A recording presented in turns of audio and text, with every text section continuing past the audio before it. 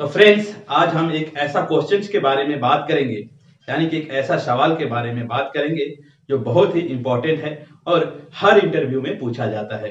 वो क्वेश्चन है, what are your biggest strength. तो फ्रेंड्स, आज की वीडियो में हम इसी टॉपिक पे बात करेंगे। नमस्कार दोस्तों, मैं हूं रामकेशर राव और आप लोग देख रहे हैं hotelknowledge.com। तो फ्रेंड्स, चलिए आज की वीडियो को स्टार्ट करते हैं।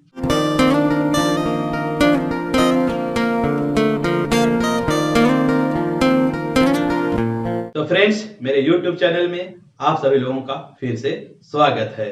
तो फ्रेंड्स, चलिए आज के टॉपिक्स पे सीधे चलते हैं कि ये इंपॉर्टेंट क्वेश्चन जो हर इंटरव्यू में पूछा जाता है वो है, what are your biggest strength. तो फ्रेंड्स, इसका आंसर किस तरह से, एक सही करेक्ट आंसर, एक सुइटेबल आंसर इसका कैसे दिया जा सकता है। तो फ्रेंड्स, इसके आंसर जानने से पहले हमें ये जान लेना बहुत ही जरूरी है कि ये जो क्वेश्चन पूछा जाता है कि what are your biggest strength, यानी कि आपकी स्ट्रेंथ क्या है, इस क्वेश्चन के पीछे रिक्रूटर का क्या मकसद होता है, क्या मोटिव होता है, यानी कि वो इस तरह के क्वेश्चंस क्यों पूछते हैं।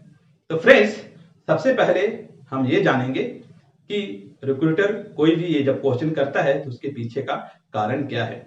तो फ्रेंड्स, पहला कारण है जो रिक्रूटमेंट ये जानना चाहता है कि कैंडिडेट का सेल्फ कॉन्फिडेंस कैसा है, कैंडिडेट अपने कैरियर के प्रति, अपने लाइफ के प्रति कितना अवेयर है, उसमें कितना अवेयरनेस है। दूसरा चीज जो है, जो एक रिक्रूटमेंट ये देखता है कि इसका जो स्ट्रेंथ है, यानी कि एक कैंडिडेट का जो स्ट्रेंथ है उसका मैच कंपनी के रिक्वायरमेंट्स से या जॉब रिक्वायरमेंट्स का, जॉब पोजीशन का जो रिक्वायरमेंट्स है उसके साथ मैच कर रहा है या नहीं। तो बेसिकली ये क्वेश्चन पूछने का दो मोटिव होते हैं कि पहला कि जो कैंडिडेट है वो कितना अवेयर है, कितना कॉन्फिडेंस है, और दूसरा कि इसका जो भी स्ट्रेंथ है वो कंपनी के साथ, कंपनी के रिक्वायरमेंट्स के साथ कितना मैच करता है।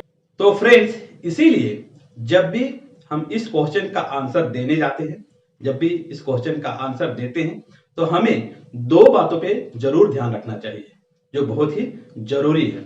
वो है, एक कि जब भी हम अपना स्ट्रेंथ बता रहे हैं तो हमें थोड़ा एक्सप्लेन करके बताना चाहिए, थोड़ा एग्जांपल दे करके बताना चाहिए, जिससे कि रिक्रूटर को समझ में आए कि इसकी जो स्ट्रेंथ है वो कंपनी के रिक्वायरमेंट के साथ मैच करता है। दूसरा जो हमें जब भी ये क्वेश्चन का आंसर दे रहे हैं तब ध्यान देना चाहिए वो है कि जब भी हम कुछ अपना स्ट्रेंथ बता रहे हैं तब हमें इस चीज को ध्यान में रखना चाहिए कि वो कंपनी के जो रिक्वायरमेंट है या जो पोजीशन है उसकी जो रिक्वायरमेंट्स है उसके साथ मैच करे। यानी कि हमें जब अपना स्ट्रेंथ जब हम बताते हैं तो कुछ उससे मैच होने जैसा, कंपनी का जो रिक्वायरमेंट है उसके हिसाब से ही अपना स्ट्रेंथ बताना चाहिए। तो हमेशा इस चीजों को जरूर ध्यान रखना चाहिए कि हम जो भी स्ट्रेंथ बता रहे हैं वो उनकी रिक्वायरमेंट से मैच करे। तो दोस्तों, यहाँ पे एक और बात ध्यान देने वाली है, वो है कि जब भी हम अपना स्ट्रेंथ बता रहे हैं तो कम से कम 2 स्ट्रेंथ बताएं और ज्यादा से ज्यादा 3 या 4, उससे ज्यादा ना बताएं। बहुत ज्यादा स्ट्रेंथ बताना भी अच्छी बात नहीं है, क्योंकि हमें अपने स्ट्रेंथ को बताने के साथ ही उसे थोड़ा एक्सप्लेन भी करना होता है, थोड़ा एग्जांपल भी देना होता है, जिससे कि रिक्रूटर को अच्छी तरह से समझ में आए। इसीलिए इसको कुछ लिमिट ही बताना चाहिए। अब कम से कम 2 तो बताना ही चाहिए, 3 बता सकते हैं, 4 स्ट्रेंथ बता सकते हैं, इससे ज्यादा नहीं बताना चाहिए। तो फ्रेंड्स, यहाँ पर हम एक सैंपल आंसर्स को जानेंगे और इससे समझने का कोशिश करेंगे। तो हम इसे इस तरह से आंसर कर सकते हैं कि sir, my one of the biggest strength is my good leadership skill. I can train, motivate and lead the team to get the excellent performance which will be very helpful for company. तो इस तरह से friends हम अपने leadership skills को highlight कर सकते हैं और हम इस तरह से एक्सप्लेन कर सकते हैं कि सर, मेरा एक जो बहुत बड़ा स्ट्रेंथ है वो लीडरशिप स्किल है, जिससे कि मैं अपने टीम को, अपने जो स्टाफ है उसको ट्रेन कर सकता हूं, उनको मोटिवेट कर सकता हूं, उनको लीड कर सकता हूं, जिससे कि एक हाई परफॉर्मेंस ले सकूं और जो जो कंपनी के लिए बहुत ही फायदेमंद हो सकता है। तो फ्रेंड्स, हम इस तरह से एक बढ़िया अपने लीडरशिप स्किल्स को एक हाईलाइट कर सकते हैं, जो कि रिक्रूटर्स को बहुत ही ज्यादा अट्रैक्ट कर सकता है और आपके सिलेक्शन में ये बहुत बड़ा फैक्टर हो सकता है।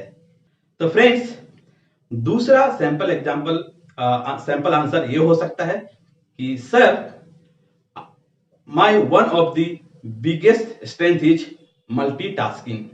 आई am a multitasker, means I can work anywhere as per the company's requirements, like restaurant, banquet, coffee shop, bar, anywhere I can work because I have already worked in all these areas. So I can play a very major role as a multitasker. तो इस तरह से friends, हम लोग एक multitasking जो skills है उसको हाईलाइट कर सकते हैं और ये बोल सकते हैं कि भाई सर, मैं सभी जगह पे जहां पर भी कंपनी को मेरी जरूरत पड़ेगी मैं वहां पर काम कर सकता हूं। जैसे कि मैं ऑलरेडी सारे डिपार्टमेंट्स में, जैसे कि कॉफी शॉप, रेस्टोरेंट, बैंक्वेट, बार, सभी जगह काम कर चुका हूं। इसीलिए जब भी कंपनी को कहीं पर भी मेरी जरूरत पड़ेगी मैं वहां पर रह करके काम कर सकता हूं। तो फ्रेंड्स, इस तरह से हम इसे बहुत ही अट्रैक्टिव वे में आंसर दे सकते हैं। तो फ्रेंड्स, तीसरा सैंपल आंसर हम इस तरह से दे सकते हैं कि sir, I am a good problem solver, यानी कि मैं एक अच्छा प्रॉब्लम सॉल्वर हूं। Sir, I can solve the guest complaints and as I have good customer service skills and good leadership skills, so I can handle the guest complaint and I can handle the guest, which will be very helpful for the management and for the company as well. तो इस तरह से हम एक problem solving को भी बहुत ही अच्छे ढंग से रिक्रूटर के सामने रख सकते हैं, जो कि जिससे कि रिक्रूटर काफी प्रभावित हो सकता है, इंप्रेस हो सकता है। तो इस तरह से फ्रेंड्स, हमने एक लीडरशिप स्किल्स को हाईलाइट किया, प्रॉब्लम सॉल्विंग को हाईलाइट किया और साथ ही साथ बहुत सारे ऐसे पॉइंट्स जो किसी भी कंपनी के लिए बहुत ही जरूरी है, इन सारी चीजों को कवर करने का कोशिश किया। तो फ्रेंड्स, आशा करता हूं आप लोगों को वीडियो अच्छा लगा होगा। अच्छा लगा तो लाइक करिए, शेयर करिए और कमेंट जरूर करिए। साथ ही साथ सब्सक्राइब करिए और बेल बटन को प्रेस करिए, जिससे कि आने वाला मेरा जो नॉलेजेबल वीडियो होगा उसका नोटिफिकेशन आपको मिल सकेगा और आप वो वीडियो देख पाएंगे। जय हिंद।